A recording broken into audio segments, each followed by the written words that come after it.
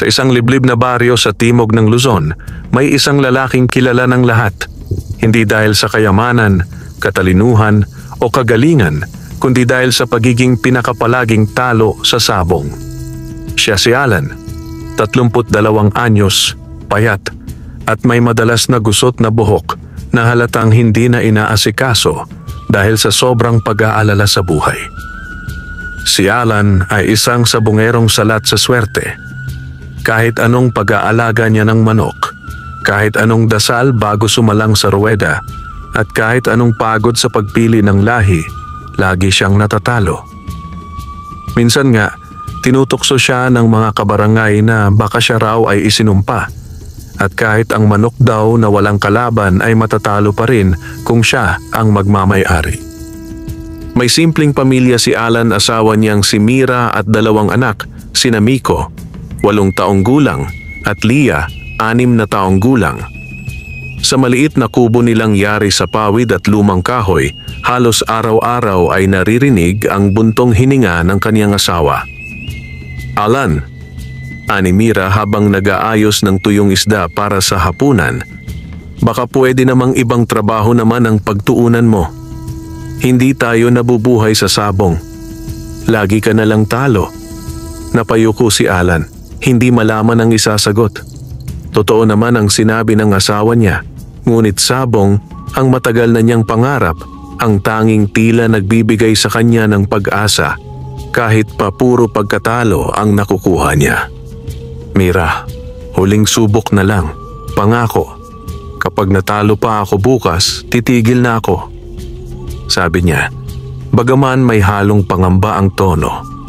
Ngunit sa loob-loob niya, hindi niya alam kung kaya ba niyang bitawan ang pagkahumaling sa sabong dahil iyon na ang tanging bagay na nagpaparamdam sa kanya na may silbi siya kahit sandali.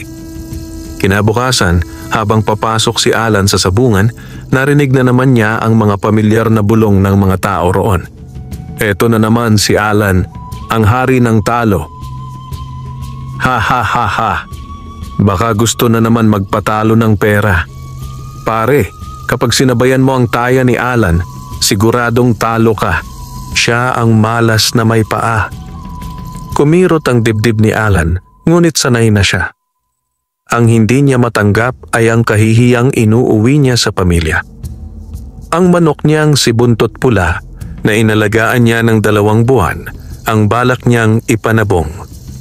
Maganda ang tindig, mabilis kumilos, ngunit kahit ganoon, hindi niya mapigil ang kabahan.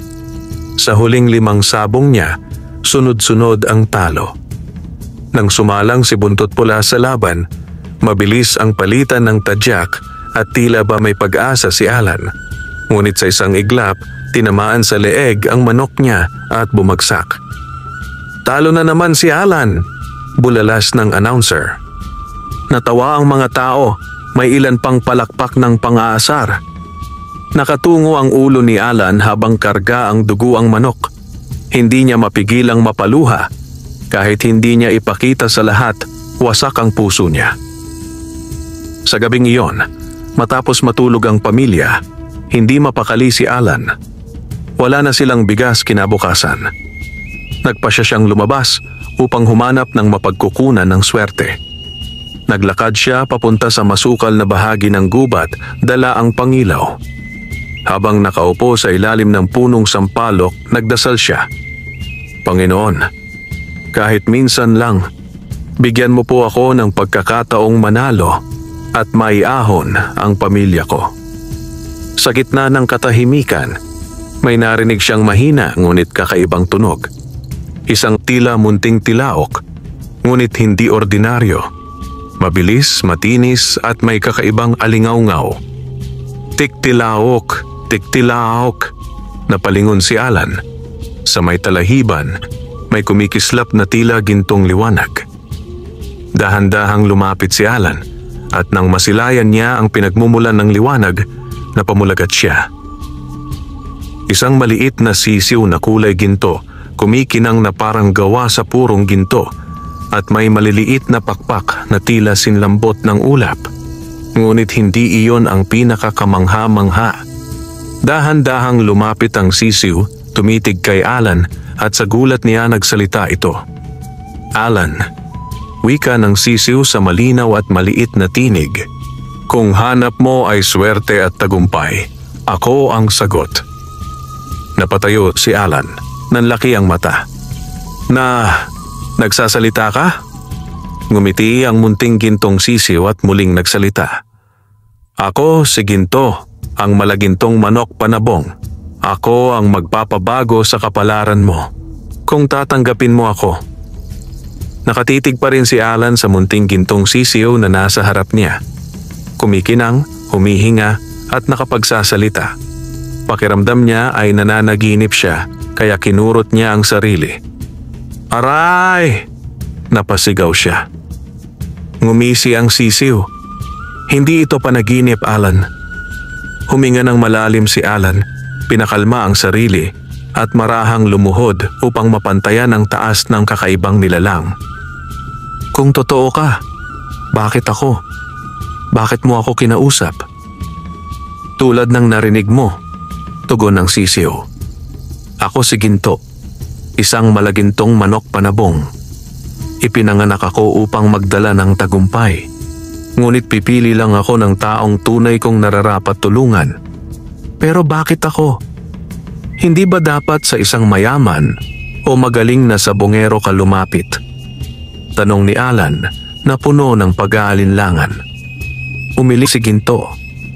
Maraming mayaman ngunit sakim.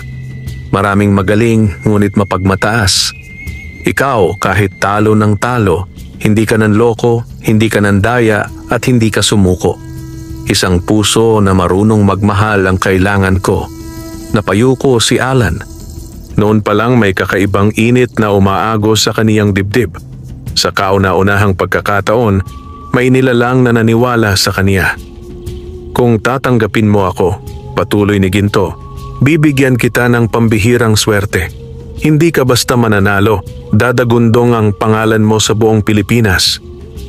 Nagningning ang mga mata ni Alan, ngunit agad ding sumagi sa isip niya ang tanong. Ano ang kapalit? Umihip ang malamig na hangin. Tumigil sandali si Ginto bago nagsalita, tila sinusukat ang katapatan ni Alan. Ang bawat biyaya ay may kapalit, ngunit huwag kang matakot. Hindi ko kukunin ang anumang magpapahamak sa iyo. Kung ganoon, ano ang hinihingi mo? Tumingala si Ginto at may seryosong liwanag ang mga mata. Katapatan. Walang pagsisinungaling, walang pandaraya, walang pagbebenta sa akin at walang pagtalikod kahit sa gitna ng karangyaan. At higit sa lahat, huwag mo akong gagamitin sa kasamaan. Napabuntong hininga si Alan. Ang mga kondisyong iyon, hindi naman mabigat. Yun lang ba? Kung iyan ang kapalit upang mabigyan ko ng maayos na buhay ang pamilya ko, oo, tinatanggap ko. Ngumiti si Ginto. Kumislap ang katawan nito at nagbigay ng malamlam na liwanag. Simula ngayon, Alan, ako ang iyong kaibigan at kabalikat sa laban, ngunit isang babala. Kapag nagsimula na ang iyong pag-angat, sabi ni Ginto, magigising ang mga matang nananahimik sa inggit. May mga taong susubok magnakaw sa akin, sirain ka o dayain ka. Tandaan mo, ang tunay na panganib ay hindi sa sabungan, kundi sa mga taong nakapaligid sa iyo. May kilabot na dumaan sa likod ni Alan, ngunit hindi niya ito pinahalata. Mamaiintindihan.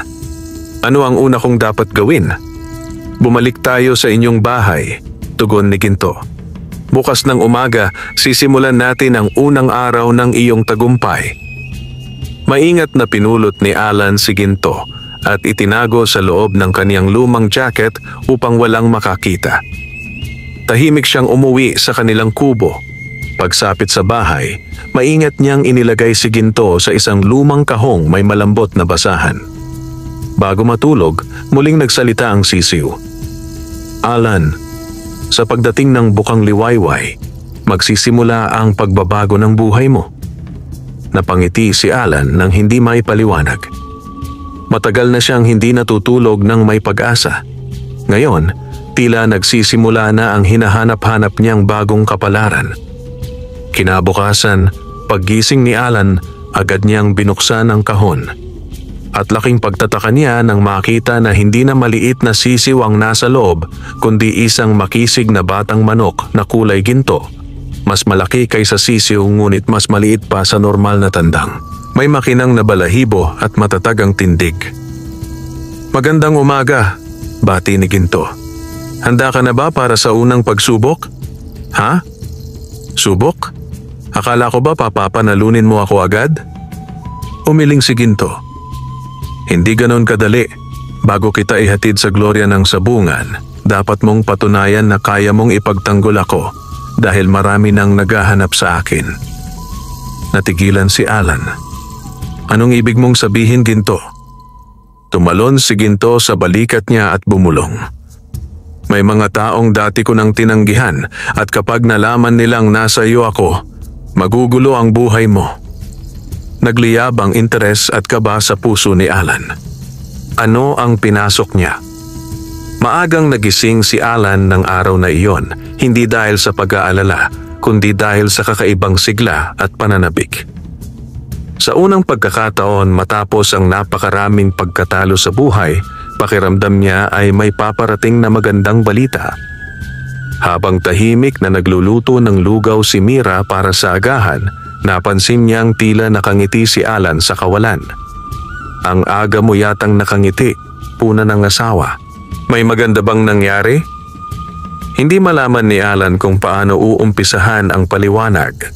Hindi naman niya maaaring sabihin agad na may nagsasalitang gintong manok sa loob ng kanilang bahay. "Wala naman. Siguro may magandang darating lang," tugon niya sabay kindat kay Mira, na tinanguan naman ito ngunit may pagdududa. Pagkakain, tinawag ni Ginto si Alan mula sa kahon. "Alan, hindi ka makasusulong kung hindi mo muna ipapakilala ang katotohanan sa mga taong pinakamahalaga sa iyo. Unahin mo ang pamilya mo. Sila ang unang dapat makaalam," wika ni Ginto. Nanlaki ang mata ni Alan. "Sigurado ka? Baka mabigla sila o matakot. Tiwala lang. Hindi ako masamang nilalang. At kailangang alam nila upang hindi nila ako basta ipagkalat." Huminga ng malalim si Alan at tinawag si Mira at ang mga bata. "Mira, Miko, Lia, may ipapakita ako sa inyo.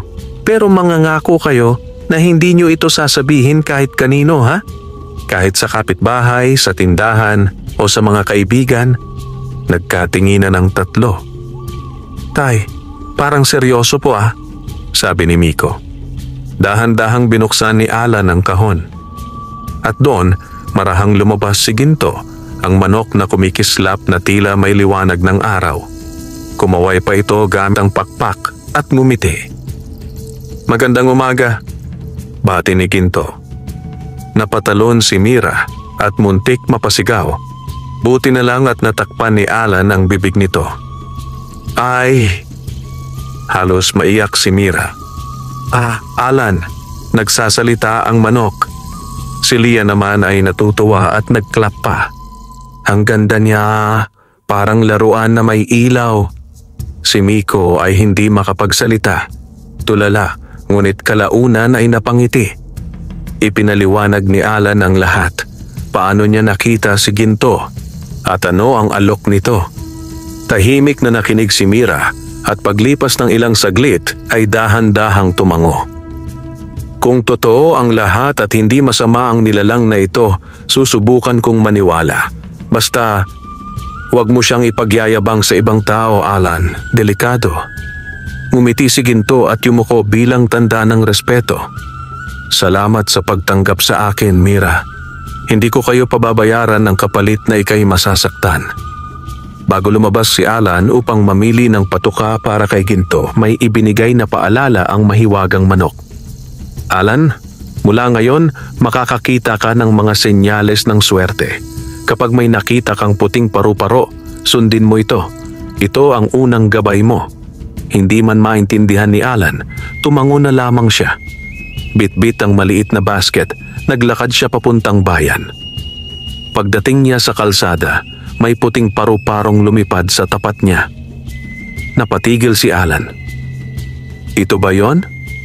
Sumunod ang paru-paro at dinala siya sa isang lumang tindahan ni Mang Epol. Kilala ito na nagbebenta ng mga gamit pang sabong. Pagdating niya sa tindahan, biglang nagsalita si Mang Epol. "Alan? Sakto. May dumating na bagong klase ng patuka, pang-develop ng lakas at bilis ng manok. Isa ka sa unang pwede kong pagbilhan. Gusto mo ba subukan? Promo ngayon." Napakamot si Alan. "Mang Epol, alam niyo naman, kapos pa ako sa pera." Napangiti si Mang Epol. "Babayaran mo na lang kapag nanalo ka. Tiwala ako ngayon sa'yo." Napatulala si Alan. "Tiwala? Sa akin?" Napakabihirang marinig niya iyon mula kahit kanino, lalo na sa sabungan. Kinuha niya ang patuka. Habang pauwi, may isa pang senyales, isang baryang gintong kulay ang gumulong sa harap niya. Nang pulutin niya, isa pala iyong lumang 6 na pisong barya na matagal nang hindi umiikot. Hindi niya alam kung bakit, pero may kakaibang init at saya sa puso niya. Pagdating niya sa bahay, sinimulan ni Ginto ang pagsasanay. "Alan," wika ni Ginto, "hindi ako basta-basta lumalaban agad. May 3 yugto bago kita papasukin sa sabungan. Una, pagtatatag ng tiwala at ugnayan. Ikalawa, pagsasanay sa taktika ng laban. Ikatlo, ang unang sabak sa pampublikong sabong." "Anong gagawin ko?" tanong ni Alan. "Simulan mo sa pag-aalaga sa akin hindi bilang sabong na hayop, kundi bilang kaibigan. Walang pagmamadali. Pakainin mo ako ng may malasakit, kausapin mo ako at pakinggan ang mga payo ko." At doon nagsimula ang kakaibang bonding nila. Habang pinapakain niya ng espesyal na patuka si Ginto, napansin ni Alan na kumikinang ang balahibo nito ng mas matingkad, lumalakas, tumitikas. "Bukas, Alan," sabi ni Ginto, "ipapakita ko sa iyo ang unang mahiwagang kakayahan ko." Napakunot ang noo ni Alan. "Kakayahan? Ano pa ba ang hindi ko nalalaman?" Ngumisi si Ginto at may kakaibang liwanag ang mga mata. "Tandaan mo, ang tunay na laban ay hindi lamang nasa sabungan. May mga matang nakamasid na. Ramdam kong may isang taong nakaamoy na ng swerte mo at susubukan kang unahan." Napahinto si Alan. "Sino? At bakit?" Ang simula ng swerte ay nagbubukas din ng pintuan sa panganib. Kinabukasan, bago sumikat ang araw, nagising si Alan sa mahinang pagkatok sa kahon ni Ginto. "Alan," bulong ni Ginto, "oras na upang subukin ang unang hakbang ng ating kapalaran." Napahilot si Alan sa muka at tumango. "Handa na ako, Ginto." Ngunit bago sila umalis, muling kinausap ni Ginto ang pamilya. "Mira, Miko, Lia, bantayan ninyo ang inyong ama. Hindi magiging madali ang susunod na mga araw. At kung may kumatok o magtanong tungkol sa akin, huwag ninyong sasagutin." Nagkatinginan ng mag-iina at sabay na tumango. Ramdam nila ang bigat ng mensahe ni Ginto. May paparating na hindi pangkaraniwan. Pagkalabas nila ng bahay, hindi dinala ni Alan si Ginto sa karaniwang sabungan sa baryo. Sa halip, dinala sila ng puting paru-paro patungo sa isang maliit at lihim na sabungan sa gilid ng ilog. Ang sabungang tulay na pinupuntahan lamang ng piling sabunghero. Dito nagaganap ang mga underground na laban. Madalas walang paalam, walang ingay, at kadalasan ay labanang walang tawiran ng pera, kundi purong pag-uusisa sa lakas ng manok. Pagdating nila, kaunti lamang ang naroon, mga veteranong sabongero na kilala sa lugar. Agad siyang nakilala ng dalawa. "Uy, si Alan to ah," bulalas ni Tomas, isa sa mga kilalang miron doon. "Anong ginagawa mo rito? Wala ka bang sawa sa talo?" Natawa ang iba. "Baka gusto lang manood," sabat naman ni Kaloy. Ngunit may isang tahimik na nakamasid. Benjo, ang sabungerong may matalas na mata at reputasyon bilang asong matyaga. Hindi ito nagsalita, ngunit nakatitig kay Alan at parang inuusisa ang dala niyang maliit na supot kung nasaan si Ginto. Bago nila iharap si Ginto sa sinumang laban, kinausap niya muna si Alan sa gilid. Alan, tandaan mo ang 3 patakaran bago ako lumaban. Seryosong wika ni Ginto. Huwag ipagyabang ang kakayahan ko. Huwag magalit kahit insultuhin ka. Huwag tataya ng malaki sa unang pagkakataon. Tumango si Alan. Opo, tanda ko. Ang unang layunin natin ay hindi ang manalo ng pera, paliwanag ni Ginto, kundi makita kung paano tumutugon ang mga mata ng tao kapag naramdaman nilang may kakaiba. Dahan-dahang inilabas ni Alan si Ginto mula sa supot at nagsimulang magliwanag ang balahibo nito ng bahagya. Naakit agad ang tingin ng mga nasa paligid. Hoy, ang ganda ng manok mo, Alan ha? Puna ni Tomas. Parang may kinang. Kinulayan mo ba yan? Hindi sagot ni Alan habang pilit na nanatiling kalmado. Napataas naman ang kilay ni Benjo. Iba ang aura niyan. Anong lahi yan at saan mo nakuha? Hindi sumagot si Alan. Niyuko niya lang si Ginto bilang hudyat na panatilihin ang sekreto. Isang maliit ngunit mabangis na manok ang inalok ni Kaloy, pangunang katapat ni Ginto, kulay abo, mabilis kumilos at kilala raw na hindi pa natatalo sa ganoong uri ng laban. Tamang pang-test lang yan, bulong ni Ginto kay Alan. Pumayag ka, ngunit maliit lang ang tayang pera. Taya? 300 lang, sabi ni Alan. Natawa ang iba. Aba, mukhang natuto na, maliit muna. Nang sumalang ang 2 manok sa gitna, nagmistulang tumahimik ang hangin. Ang liit ni Ginto kumpara sa kalaban, ngunit ang tindig niya ay matatag, mata ay matalim. Handa ka na? Tanong ni Alan. Ngumisi si Ginto. Watch closely, Alan. Ito ang unang kakayahan ko. Sa unang pitik ng hudyat, naglaho si Ginto sa paningin. O iyon ang akala ng lahat. Sa loob lamang ng isang kisap mata, nasa likuran na siya ng kalaban at tumuka sa batok, sabay ikot at iwas sa sipa. Isang mabilis, malinis na galaw na hindi karaniwang kayang gawin ng normal na manok. Anong nangyari? Sigaw ng isa sa mga miron. Ano yun? Parang lumipad ng mabilis. Sa ikalawang galaw, muling umikot si Ginto. Nagbigay ng 3 sunod-sunod na tuka sa leeg ng kalaban. Tumigil na ang kulay abong manok. Hindi ito sugatan ng malala, pero ayaw ng lumaban. Isang malinaw na panalo para kay Alan. Nagkatinginan ang mga tao. Ang ilan ay namangha, pero may ilan na agad kumunot ang noo. Hindi normal yung ginawa ng manok niya. Parang may agimat. At ang hindi kumurap ng titig, si Benjo.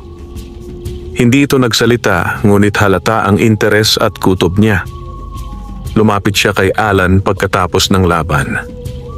Magaling ang manok mo, anya na may malamig na tono. Kung ako sa'yo, iingatan ko yan, baka may kumuha. Nagkibit balikat si Alan, pilit ngumingiti. Loko ka talaga, Benjo. Ngunit bago umalis si Benjo, may binitawan itong pangungusap na nagpadagdag ng kaba sa dibdib ni Alan. Hindi lahat ng nakangiti sa'yo ay kaibigan. Sa susunod na linggo, may malaking sabong sa bayan ng San Isidro.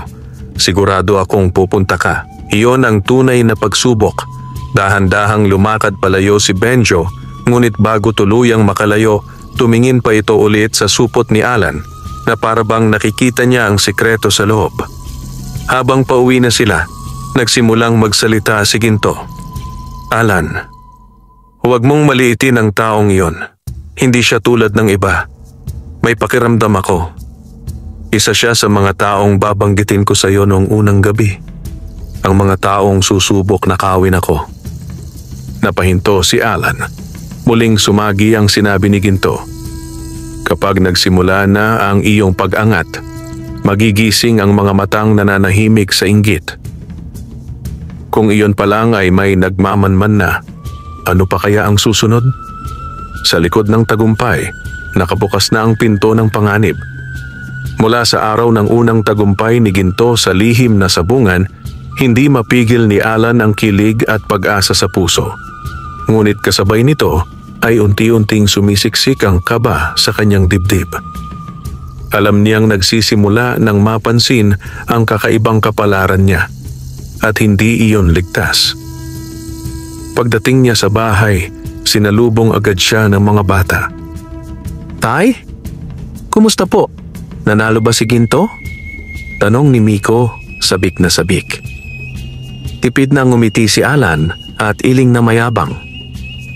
"Konting laban lang, pampainit. Pero oo, panalo tayo." Nagpalakpakan sina Miko at Lia habang si Mira ay tahimik na nagmasid. Lumapit ito kay Alan, hawak ang braso ng asawa. "Alan, sigurado ka bang tama ang ginagawa natin?" Mahinang tanong nito, puno ng pag-aalala. "May kaba akong nararamdaman." Hinawakan ni Alan ang kamay ng kanyang asawa. "Mira, hindi ko naman hiniling ang malinlang o masuklam ng iba sa atin. Gusto ko lang makaahon ang pamilya natin. Pero, oo, may nagmamasid na sa atin." Nilingon ni Ginto ang mag-asawa. "Hindi ninyo kailangang matakot. Ang mahalaga ay nagkakaisa tayo. Iyon ang unang sandata laban sa inggit. Hindi magtatagal at kumalat sa mga tambayan, tindahan at sabungan ng bulong-bulungan tungkol kay Alan." Natsambahan daw ni Alan ang laban kahapon, kwento ng isa. "Hindi pare, iba ang takbo ng manok niya. Parang may kakaibang bilis. Baka may agimat yan. Imposibleng galing lang sa inahin." At sa likod ng mga usapang ito, may isang tao ang tahimik na nagmamasid at nagtitipon ng impormasyon, si Benjo. Sa isang inuman sa tindahan ni Aling Tasing, kinausap niya ang tatlong sabongherong matagal nang kilala si Alan. "Kung may alam kayong sikreto ni Alan, sabihin niyo sa akin." Malamig niyang sabi. "Hindi ako naniniwalang galing lang sa lahi ang manok niya." Nagkatinginan ang tatlong lalaki. Ang dalawa ay natawa lang, ngunit ang isa, si Romy, ang tsismoso ng baryo, ay may halong interes sa mata. "Benjo, noong isang araw, may nakita akong kakaiba. Dumaan si Alan sa tindahan ni Mang Epol. May puting paru-paro na parang sumusunod sa kanya. Pagkatapos nun, biglang may espesyal na patuka siyang nakuha kahit wala siyang pera." Napatigil si Benjo. Puting paru-paro. Isang lumang alamat ang pumasok sa isip niya. Ang paru-parong gabay ng mga nilalang na mula sa kabilang mundo. "Kapag may puting paru-paro," bulong ni Benjo sa sarili, "may kakaibang nilalang na nagbabantay." Tumayo si Benjo, kinuha ang jacket at lumakad palayo. Hindi ito basta panalo, may himala o may mahika na nangyayari at aalamin ko kung ano. Samantala sa bahay, nagsama-sama ang pamilya upang maghapunan. Ngayon lamang nilang naramdaman ang ganitong init sa mahabang panahon. May saya, may pag-asa, may kwentuhan. "Ginto, kakain ka ba ng kanin?" Tanong ni Lia habang iniaalok ang maliit na subo sa manok. Ngumiti si Ginto. "Hindi ako kumakain ng karaniwang pagkain ng tao, Lia. Pero salamat." Nagpalipad ito ng maliit na kinang mula sa pakpak, parang glitter na ginto na nagpasaya sa bata. Tumawa si Miko. "Ang galing mo, Ginto. Para kang superhero na manok." Ngumiti si Alan. "Kaya nating harapin ang malaking sabong sa San Isidro. Pero bago iyon, may dapat tayong pag-usapan." Tumingin siya sa kanyang pamilya at humigpit ang kanyang hawak sa kamay ni Mira. "Kung tuloy-tuloy ang pag-angat natin, may mga taong hindi matutuwa. May mga susubok manira, magnakaw o sumira ng pangalan natin. Pero hindi ko gagamitin si Ginto para sa kasamaan. Para sa atin lang ito. Para sa magandang kinabukasan natin." Napayuko si Mira at may luhang tumulo. Alan, basta hindi ka magbabago. Yun ang panata ko sa'yo sa ating lahat. Naglapit silang 5, mag-asawa, mga bata at si Ginto. At sabay-sabay naghawak kamay.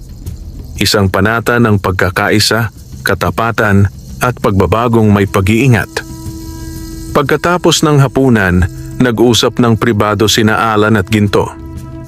Alan, seryosong wika ni Ginto. Hindi ko itinuro sa iyo ang kakayahan ko upang ipagyabang. Tandaan mo ang sinabi ko. May mga taong susubok palitan ng kabutihan ng inggit at ginto ng kasakiman.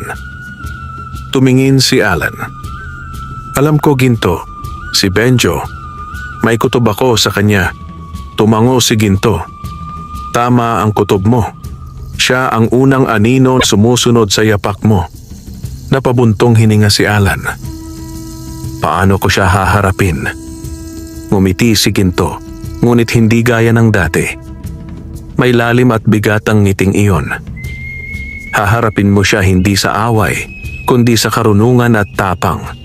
Ngunit hindi pa ngayon. Sa tamang oras, may maituturong lihim ako sa iyo. Isang kakayahan na hindi basta nakikita. Habang natutulog ang pamilya, may aninong nakatayo sa di kalayuan sa kanilang bahay, nakatingin sa bintana kung saan nakahimlay si Ginto. Isang tinig ang marahang bumulong. Kung totoong nasa iyo ang manok na sinasabi nila, Alan, kahit magtago ka, makukuha ko rin yan. At nang tumalikod ang aninong iyon, may kumislap na talim sa kanyang bulsa. Isang bisturi, patunay na handa siya sa kahit anong paraan para makuha ang sikreto ni Alan. Sumapit ang mga susunod na araw na puno ng paghahanda. Hindi man lubos aminin ni Alan, ramdam niya ang tumitinding presensya ng panganib sa paligid. Ngunit sa kabila nito, mas nanaigang determinasyon niyang ihanda si Ginto para sa nalalapit na malaking sabong sa San Isidro. Habang papalapit ang araw ng laban, pinili ni Ginto na simulan ang seryosong pagsasanay nila. Hindi lamang sa lakas, bilis at estratehiya, kundi pati na rin sa disiplina at puso. Maagang gumising si Alan upang simulan ang unang bahagi ng pagsasanay. Dinala niya si Ginto sa isang malawak na bakuran sa likod ng bahay kung saan walang ibang tao. Ginto, handa ka na ba? Tanong ni Alan habang inaayos ang maliit na bakod na parang ring. Tumalon si Ginto sa gitna ng bakuran. Sa laban, hindi sapat ang bilis at lakas. Kailangang marunong kang magbasa ng galaw ng kalaban bago pa man ito umatake. Itinaas ni Alan ang kilay. Paano mo gagawin yon? Dahan-dahang lumipad si Ginto at umikot sa ere habang kumikislap ang balahibo nito. Nang lumapag siya, nagliwanag ang kanyang mga mata. Alan, ngayon ipapakita ko sa iyo ang ikalawang kakayahan ko. Huminga ng malalim si Alan, sabik at kaba ang naramdaman.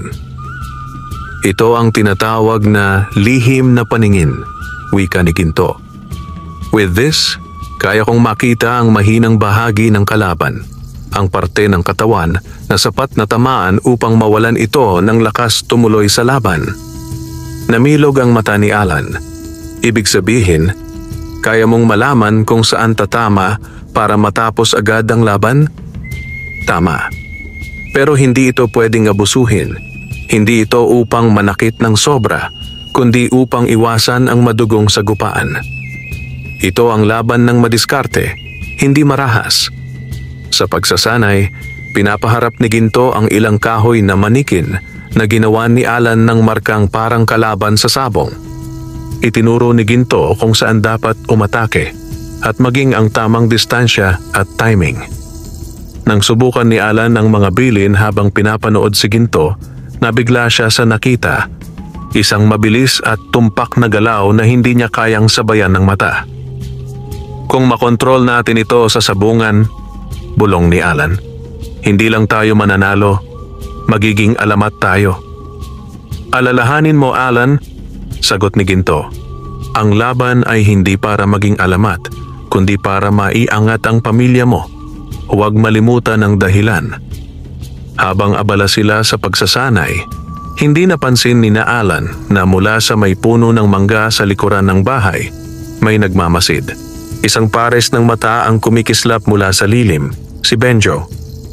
Tahimik itong nagmasid, pinakinggan ang mga tunog at pilit na sumisilip sa bawat galaw ni Alan at Ginto.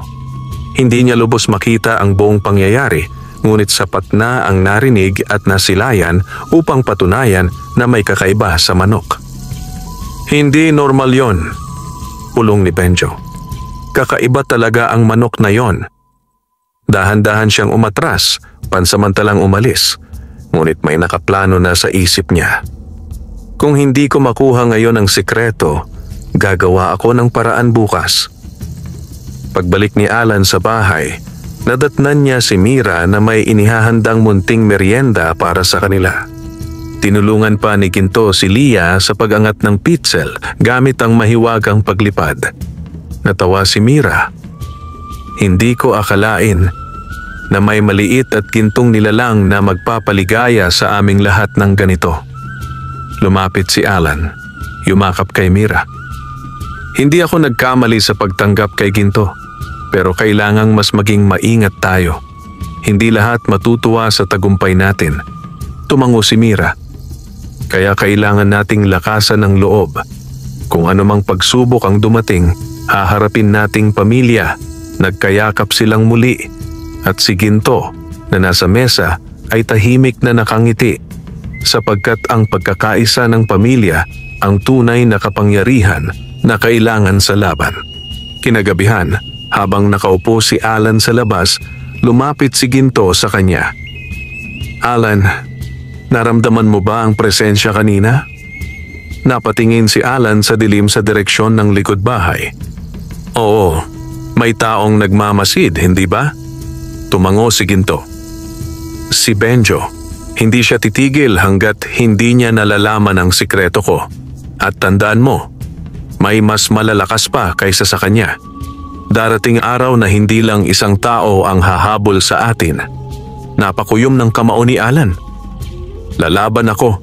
Hindi ko hahayaang may kumuha sa'yo o sirain ang pamilya ko. Nagliwanag ang mga mata ni Ginto. Handa ka na sa laban, Alan. Ngunit ang tunay na pagsubok ay hindi sa sabungan, kundi sa pagpili ng tama kahit nahaharap sa tukso. Sa may di kalayuan, may dumapong itim na uwak sa bubong at tumitig sa kanila. Isang masamang pangitain na hindi nila napansin. Ang pag-angat ay nagsimula at ang mga anino ay nagsisimulang kumilos. Madaling araw pa lamang ay tila may mabigat na hanging dumadaloy sa paligid ng bahay ni na Alan. Tahimik ang buong baryo at tanging huni ng mga kuliglig ang maririnig. Ngunit sa likod ng katahimikang iyon may gumagalaw na panganib. Habang mahimbing na natutulog ang pamilya, may isang aninong dahan-dahang lumapit sa likod bahay, taglay ang maingat at sanay na mga hakbang. Ang taong iyon ay walang iba kundi si Benjo, ang sabungerong hindi matahimik sa kakatwang sikreto ni Alan at Ginto.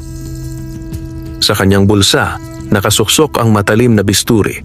Sa kabilang bulsa naman ay isang maliit na sisidlan ng kapirasong pulang sinulid at dahon ng asin, isang pamahiin ng mga sabungerong naniniwala sa lamang bawi at panghihina ng manok. Kung totoo ang hinala ko, bulong ni Benjo, kahit isang balahibo lang niyan, makakagawa ako ng pampaswerteng pangontra na pwedeng magdala ng 100,000 sa akin. Bago lumapit sa kulungan, tumigil si Benjo at sinipat muna ang buong paligid. Sanay sa mga ganitong tagong kilos, sanay magnakaw ng sekreto ng ibang sabongero. Ngunit ngayong gabi, iba ang kanyang nararamdaman. May malamig na hangin na tila sumusutsot. May pakiramdam na may mga matang nakamasid sa kanya. Pinilit niyang iwaksi ang kaba. Imahinasyon lang to. Dahan-dahan niyang binuksan ang maliit na gate sa likod ng bahay upang makapasok. Nang umusad siya papunta sa lugar kung saan nakapwesto si Ginto, dala ang maliit na supot, mabilis ang tibok ng puso niya, kasabik-sabik ang inaasam niyang mahika. Isang balahibo lang, bulong niya. Inangat ni Benjo ang telang tumatakip sa kulungan at marahang sumilip. Ngunit wala roon si Ginto. Napakunot ang noo niya. Nasaan? Biglang may maliit na liwanag na sumiklab sa likod niya. Paglingon niya, hindi magandang ideya ang magnakaw sa bahay ng taong hindi mo kaaway, lalo na't wala kang alam sa pinapasok mo. Si Ginto, nakatayo sa sanga ng puno, balahiboy kumikinang sa dilim tulad ng apoy sa kandila. Ang liwanag mula sa katawan nito ay sapat upang makita ni Benjo ang gulat na gulat niyang muka. Nanigas ang katawan ng sabungero. Hindi niya inaasahang lalaki ang boses ng manok at magsasalita ng diretsahan sa kanya. Ang manok. Nagsasalita. Nanginginig niyang sambit. Tumingin si Ginto ng diretso, hindi galit, ngunit may babala sa mga mata. Umalis ka bago pa man magbago ang isip ko na maging mabait sa'yo. Hindi makakilos si Benjo, tila na estatwa sa kinatatayuan. Mula sa pakpak ni Ginto ay sumiklab ang malaalon na liwanag na tila hangin na umuugong, dumampi sa balat ni Benjo.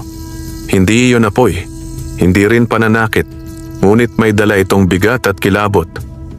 Biglang nanlabo ang paningin ni Benjo. Ang paligid ay tila umiikot, at sa isipan niya, tila may naririnig siyang bulong. Hindi kay Ginto, kundi mula sa kung saan. Huwag mong pagtakhan ang hindi mo kaya maunawaan, o ikaw ang mawawasak sa sariling kasakiman. Napaatras si Benjo at natapilok, halos mabuwal sa lupa. Ayoko na! Ayoko na! Sigaw niya, sabay takbo palayo sa bakuran na parang hinahabol ng multo. Hindi niya namalayang nalaglag ang bisturi sa damuhan bago siya tuluyang tumakbo palabas ng bakuran at naglaho sa dilim. Sa loob ng bahay, nagising si Alan dahil sa mahinang ingay mula sa labas. Mabilis siyang tumayo at lumabas, hawak ang lampara. Ginto? Narinig ko may tao. Huwag kang mag-alala, Alan. Putol ni Ginto. Hindi ko siya sinaktan. Ngunit binigyan ko siya ng babala. Ngunit tandaan mo, ang takot ay hindi sapat upang pigilan ang taong sakim. May nakita si Alan sa damuhan, isang bisturi. Binuhat niya ito, halos manginig ang kamay niya. Ginagamit ito para manakit ng manok sa sabungan o kumuha ng balahibo, bulong ni Alan. Tumingin si Ginto, seryoso ang mga mata. Simula ngayon, Alan, hindi na tayo basta tago sikreto. Kailangan na nating tanggapin. Ang kapalaran mo ay may kaakibat na panganib hindi lamang sa sabungan, kundi sa labas nito. Kinabukasan, hindi alam ng karamihan ang nangyari, ngunit kumalat ang isang tsismis. May nakakita kay Benjo na takot, pawis na pawis, at parang may hinahabol na hindi nakikita. Hindi ito nagsalita sa kahit sino. Ngunit isang bagay ang kumalat sa bibig ng mga tao. May nakita raw si Benjo kagabi na hindi kayang ipaliwanag ng tao. At sa gitna ng umagang iyon, habang nag-aalmusal ang pamilya, tahimik lang si Ginto. Alan, wika niya, ang pagtatangkang ito ay simula pa lamang. Kapag nanalo tayo sa San Isidro, lalaki ang inggit at panganib. Hinarap ni Alan ang pamilya niya at tumayo ng tuwid. Kung ganoon, kailangan nating harapin ng may tapang. Hindi tayo aatras. At doon, nagbigay ng maliit na ngiti si Ginto. Kung handa ka ng sumabak sa totoong laban, simula na ang paglalakbay natin papuntang San Isidro. Sa malayo, may itim na uwak na muling dumapo at tumitig sa kanila na parang sugo ng mas malaking panganib. Ang unang pagsalakay ay napigilan, pero ang parating na unos ay mas malaki at mas mapanganib. Dumating ang araw na matagal nang hinihintay. Ang malaking sabong sa bayan ng San Isidro, isa sa pinakasikat na sabungan sa buong rehiyon. Kilala ito sa malalaking pusta, malulupit na laban at matitinding sabonghero mula sa iba't ibang bayan at lalawigan. At ngayong taon, napabalitang dadalo ang ilan sa pinakakilalang pangalan sa mundo ng sabong. Maagang gumising ang pamilya. Habang nilalagay ni Alan si Ginto sa isang espesyal na kahong may malalambot na tela at maliit na butas para makahinga, ramdam niya ang mabilis na tibok ng kanyang puso. "Handa ka na ba, Ginto?" tanong niya. Tumango ang gintong manok. "Handa ako. Pero ikaw ba, Alan? Tandaan mo, ang laban ngayon ay hindi lang laban para sa pera. Ito ang magiging simula ng pangalan mo." Sumabay si Mira. Bitbit ang maliit na bag ng baon. "Mag-ingat kayo. Ligtas na laban ang gusto ko, hindi marahas." Kasama ni na Alan at Ginto sina Miko at Lia. Hindi sila pupusta. Manonood lang at susuporta. Pagdating nila sa bayan, bumungad ang malalaking tarpaulin, makukulay na banderitas at ingay mula sa mga tao. Halos lahat ay nagkakagulo, nag-iingay at may kanya-kanyang dalang manok na tila mamandirigmang handang pumasok sa arena. Nang pumasok si Alan sa malaking sabungan, agad siyang nakaramdam ng kakaibang presyon. Hindi ito tulad ng mga ordinaryong sabungan sa baryo. Dito, ang mga tao ay seryoso, parang mga sundalo na papasok sa digmaan. May announcer na sumisigaw, "Mga sabungero, ihanda ang inyong pinakamahusay na manok. Ngayon ay ang tatsulok ng kampeyon. 3 pinakamalalakas na manok ang susubukan upang makuha ang titulong hari ng San Isidro." Napatigil si Alan. Tatsulok ng kampeyon? Hindi niya ito inaasahang malalabanan agad. Tumingin si Ginto. "Ito ang pagkakataong mabuksan ang pintuan ng kapalaran mo, Alan. Kapag nanalo tayo rito, hindi na ordinaryong sabunghero ang tingin sa'yo." Habang naglalakad sila, napansing may mga matang nakatingin kay Alan. Ilang sabungherong hindi pamilyar sa kanya. May pagtatawa sa iba, may pagdududa, at may ilan na tila interesado. Habang naghihintay ng tawag, may 3 lalaking dumaan sa harap ng kanilang pwesto.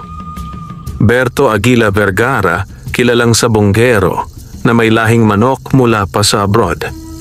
Gil Camao Sandoval Brusco, at may reputasyong hindi natatalo sa mga first round elimination. Don Emilio Castillo ang pinakamayaman sa lahat, kilala sa pagbili ng panalo gamit ang pera, koneksyon at minsan madidilim na paraan. Lalong lumamig ang hangin nang dumaan si Don Emilio. May suot itong mamahaling sombrero, may dalang 2 bantay at ang manok niya ay nakalagay sa hawlang may ukit na ginto. "Yan ang Don Emilio na sinasabi ko sa iyo," bulong ng isang manonood. May mga sabi-sabing may mangkukulam siyang partner na nagbibigay ng mahikal na panglamang sa laban. Napakuyom ng palad ni Alan. Kung totoo ang sabi-sabi, may kababalaghan din pala sa mas mataas na antas ng laban. Nagkatinginan si Alan at Ginto. "Handa ka ba?" tanong ng manok. "Hindi ako umatras buong buhay ko. Ngayon pa ba?" tugon ni Alan. Ilang laban ang lumipas. Maraming natalo. May lumuhod sa arena. May halos mag-away dahil sa pusta. Hanggang sa wakas, tumawag ang announcer. "Alan de la Cruz ng Barangay San Roque. Handa ka na ba? Ipapasok mo ba ang gintong sisiw na pinag-uusapan ng bayan?" Nagbulungan ang mga tao. May ilan nang nakarinig tungkol sa gintong manok mula sa maling kwento ni Benjo at ngayon ay tila usap-usapan na ito. Tumindig si Alan. Dahan-dahan niyang binuksan ang hawla. Lumabas si Ginto. Kumikislap ang balahibo ngunit hindi labis para mapansin bilang kababalaghan. Sapat lang para magmukhang isang pambihirang lahi. Pagpasok nila sa gitna ng arena, halos maramdaman ni Alan ang pagtigil ng hininga ng mga tao sa paligid. Bago magsimula ang laban, biglang may lumapit na matandang lalaki sa barricade. Nakasuot ito ng lumang sombrero, may hawak na tungkod at may matalas na titig. "Batang sabongero," wika nito kay Alan. "Hindi lahat ng laban dito ay laban ng panlaban. Ang ilan, laban ng kapalaran at mahika." Nanlamig si Alan. "Sino siya?" Bakit niya alam? Ngumiti ang matanda at naglakad palayo, nagsasabing, "Mag-ingat ka sa lilim ng mayaman. Hindi lahat ng nakangiti ang kaalyado." Hindi man kilala, ramdam ni Alan na hindi ordinaryo ang matandang yon. "Handa na ba ang mga manok?" Sigaw ng announcer. "Handa na!" Sabay-sabay na tugon ng madla. Ihahanda na ang unang kalaban ni Ginto, ang manok ni Berto Aguila Vergara, isang kilalang panlaban na nanalo na sa 6 na magkakasunod na sabong. Pagharap ng 2 manok sa gitna, nagkatinginan sila ni Ginto. "Alan," bulong ng mahiwagang manok, "huwag kang kabahan. Ito ang unang hakbang sa pagangat." At bago magsimula ang laban, marahang tumindig ang balahibo ni Ginto at kumislap ang kanyang mga matahanda na siyang ipakita ang tunay na lakas. Nagkakaguluhan ang mga tao sa sabungan ng San Isidro. Ang pangalan ni Alan, na dati tinatawanan at minamaliit, ay unti-unting nagiging paksa ng usapan ng mga sabungero. Sa gitna ng ingay, isang malakas na tinig ang umalingaw-ngaw. Ang laban ay magaganap sa pangunahing arena. Sa pulang sulok, ang manok ni Berto Aguila Vergara, at sa bughaw, ang bagong sabungero mula sa San Roque, Alan de la Cruz. Hiyawan ang buong lugar.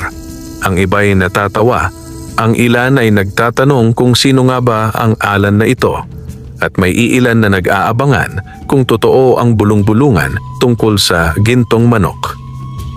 Tumayo si Alan sa gilid ng arena habang hawak si Ginto. Sa kabilang panig, naroon si Berto. Matangkad, mayabang, at may kumpiyansa sa lakad. Ang manok niyang si Agila Pula ay matikas, mahaba ang paa, at kilalang mabilis sumipa at tumuka. Napangisi si Berto.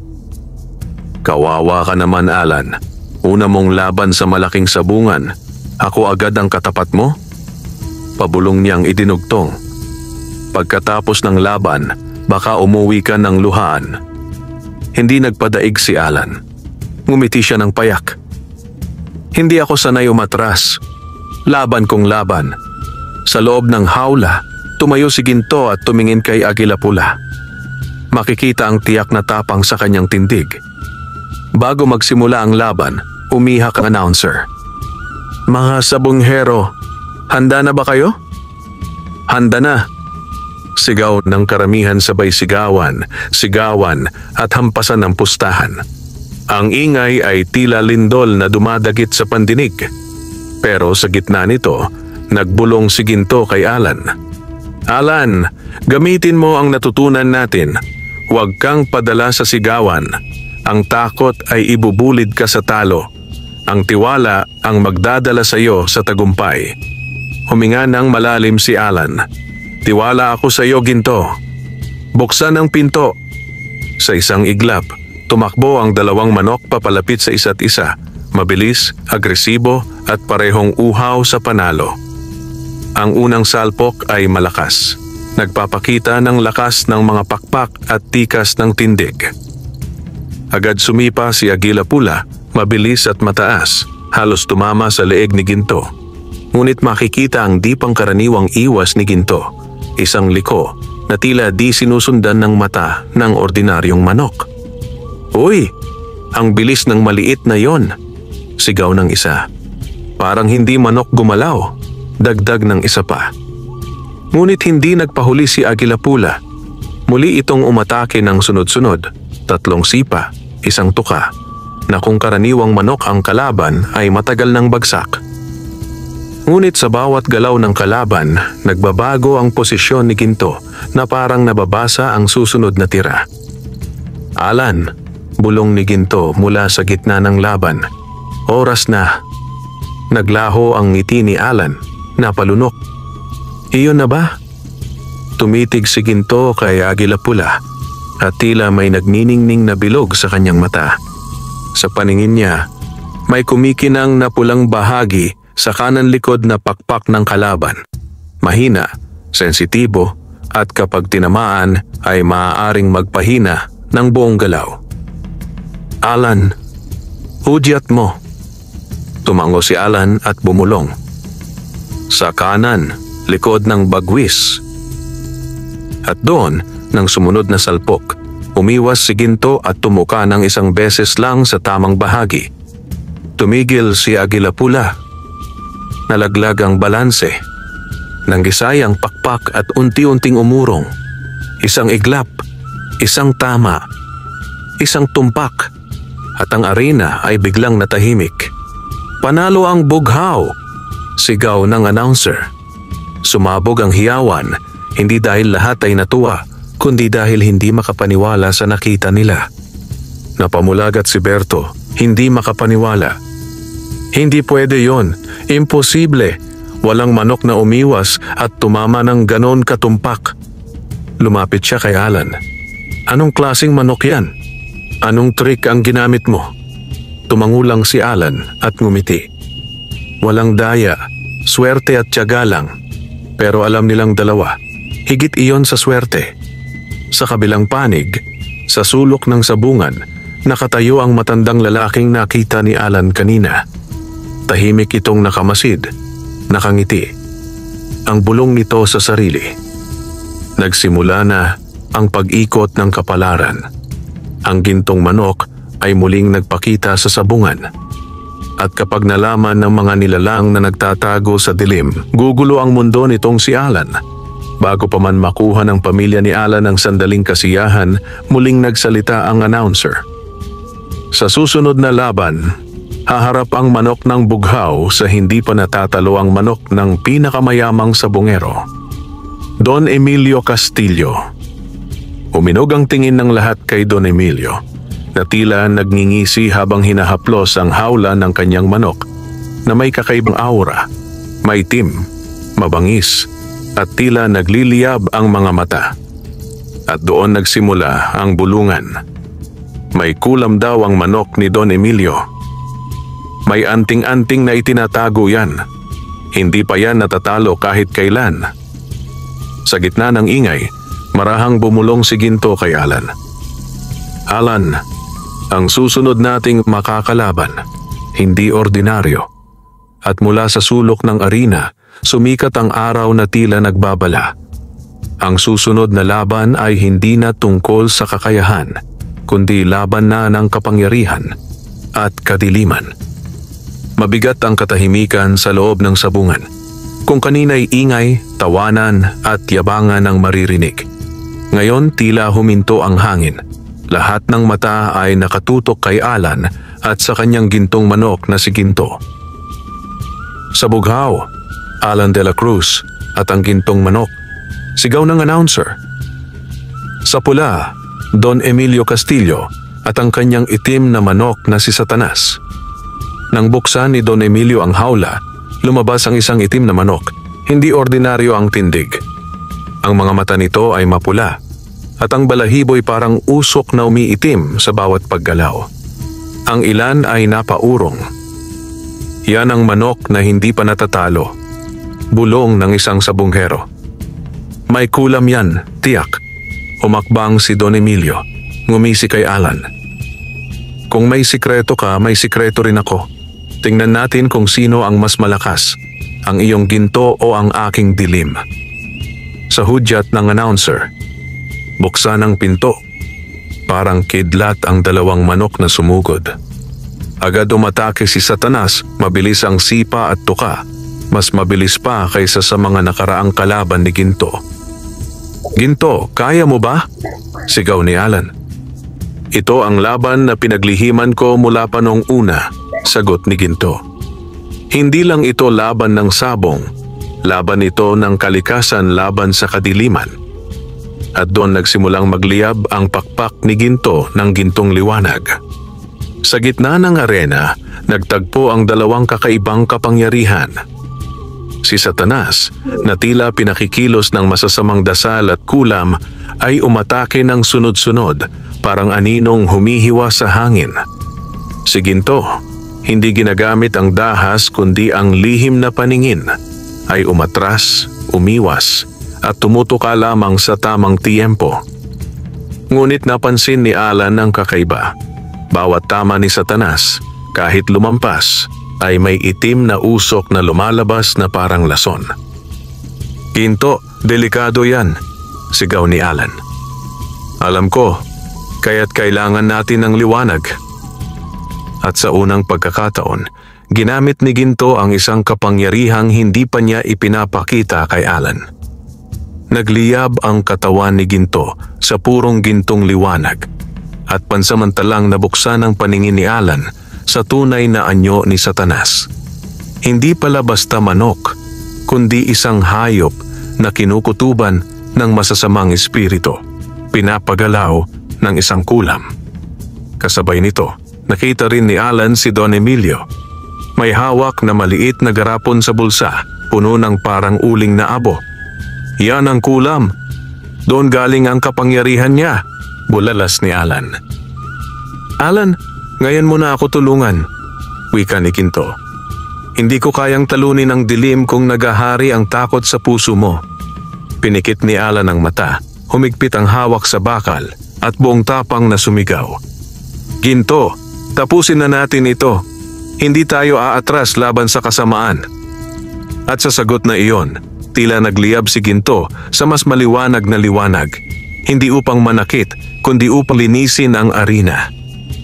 Sumugod si Satanas, ngunit bago pa man tumama, umatras si Ginto sa isang bilis na parang liwanag, tumalon at tumuka sa gitnang bahagi ng batok, isang tumpak na tama.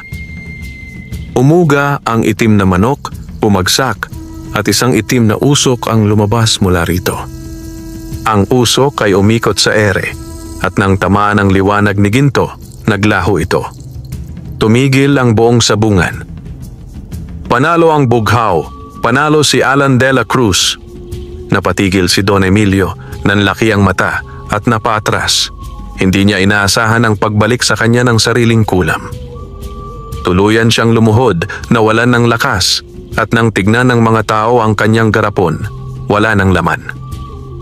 May ilan na lumapit sa kanya upang harangin, takot at galit sa kanyang ginamit na daya. Sa sulok ng sabungan, ang matandang misteryosong lalaki ay ngumiti ng malalim.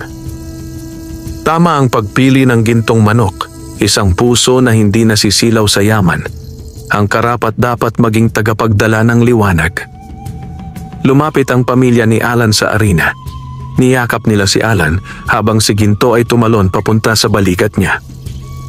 "Tay, panalo ka!" sigaw ni Miko. "Panalo tayo dahil nagkaisa tayo," sagot ni Alan. Habang dinudumog ng tao si Alan upang kilalanin, may lumapit na lalaki mula sa management ng sabungan. "Ginoong Alan, dahil sa pagkakapanalo mo, ikaw ngayon ang kampeon ng San Isidro at may karapatan kang sumali sa National Sabong Tournament." Napalunok si Alan. National? Mas malaki, mas prestihiyoso, mas mapanganib. Pag-uwi nila, habang tahimik ang gabi, kausap ni Alan si Ginto sa ilalim ng buwan. "Alan," wika ni Ginto, "ang laban na ito ay simula lang. Ang dilim na nakita mo ay hindi pangkaraniwan. Sa national tournament, mas malalakas at mas madidilim na kalaban ang darating." Tumingin si Alan, ngunit hindi tulad ng dati, wala nang takot sa kanyang puso. "Kung mas malalaking laban ang darating, tatanggapin ko. Basta't kasama ko kayo, ang pamilya ko, at ikaw Ginto, hindi ako aatras." Ngumiti si Ginto. "Kung ganoon, handa ka nang tanggapin ang iyong kapalaran, Alan. Ang bagong yugto ng ating kwento ay magsisimula na." At sa malayo, dumapo ang tatlong itim na uwak sa bubong ng kanilang bahay, nakatingin sa direksyon nila. Isang senyales na may mas malalakas na nilalang na nagising dahil sa kanilang tagumpay. At dito nagtatapos ang unang aklat, ngunit nagsisimula ang alamat ng Gintong Manok Panabong. Wakas.